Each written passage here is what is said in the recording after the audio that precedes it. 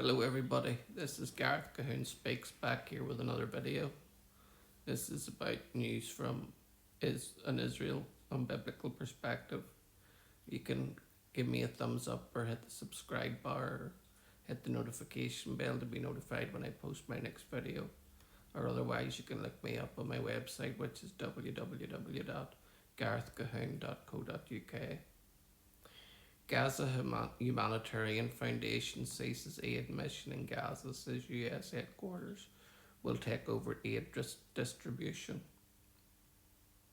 The Gaza Humanitarian Foundation announced the completion of its aid delivery mission in the Gaza Strip on Monday, saying it has handed over more than 187 million free meals to civilians since starting operations in February 2025. From the outset, GFH's goal was to meet an urgent need, prove that a new approach could succeed where others had failed, and ultimately hand off the success to the broader international community, said GHS Executive Dion Jury. According to him, the creation of the US-led ceasefire monitoring headquarters in southern Israel, called the Civilian Military Coordination Center, marked this moment. GHF had been in talks with CMCC and international organisations now for weeks about the way forward, and it's clear they will be adopting and expanding the model GHF piloted as a result. We are withdrawing down our operations, and we have succeeded in our mission of showing that there is a better way to deliver aid to the Gazans, he said. The foundation was created with the goal of providing the civilians of Gaza with aid while preventing the aid from falling into Hamas's hands.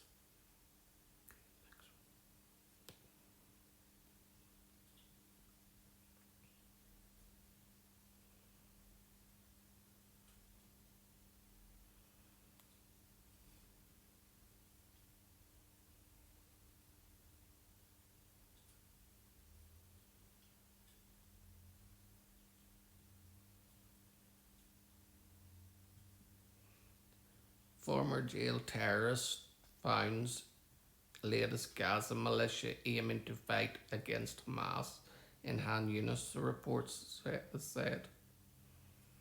In recent days, a former Israeli prisoner and former senior officer in the Palestinian police named Sawaji Abu Nazira announced the formation of a new militia to fight Hamas in the eastern Gaza Khan Yunis area.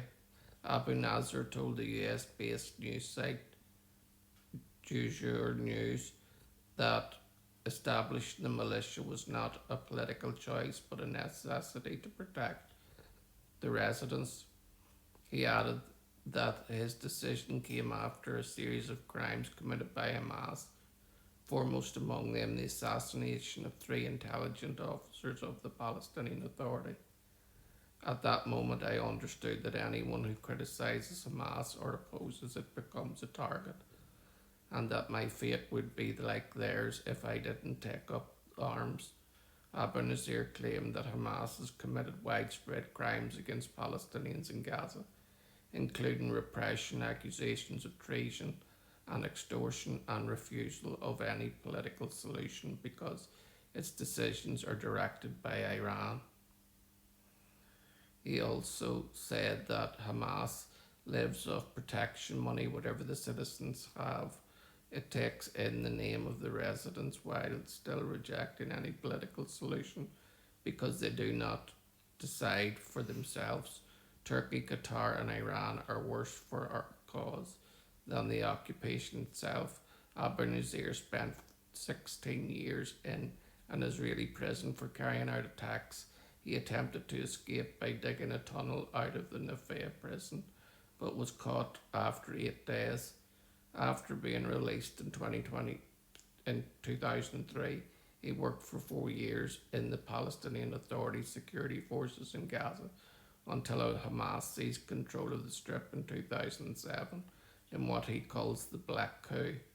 After he criticised Hamas over the events of October 7th, Abu Nazir's photo appeared on a well-known Hamas-affiliated page called Catch the Collaborator, which encourages violence against people accused of collaborating with Israel. Following the post, he received death threats from senior Hamas members, to which he responded that he would be the one to catch them. That was the moment I decided war against them, he said. Today he commands a militia with more than 30 fighters who, according to him, left their homes and families after suffering from Hamas's repression and extortion. Abu Nazir claimed that Hamas is essentially finished and what remains are weak pockets hiding in hospitals, he said. He recently saw Hamas fighters and their families living inside wards of an Nasser hospital in Khan Yunis, while people needing treatment were left in the corridors. According to him, because of the war, Hamas has begun recruiting people with no experience or skills to prevent the organisation from collapsing. Abu Nazir told Jazeera News that he began establishing a civil camp that includes a hospital and a school to draw people out of Hamas's control, and that he even left his wife and children to do so. With this move, he joins 4 other militias operating in the Yellow Line areas against Hamas, the militias of Yasser Abu Shabab, Hussam al-Atsal, Ashraf al-Mansi, and Rami Khalas. So this is some good news for the Palestinian people, at least, that they won't have to be beholden to Hamas for much longer.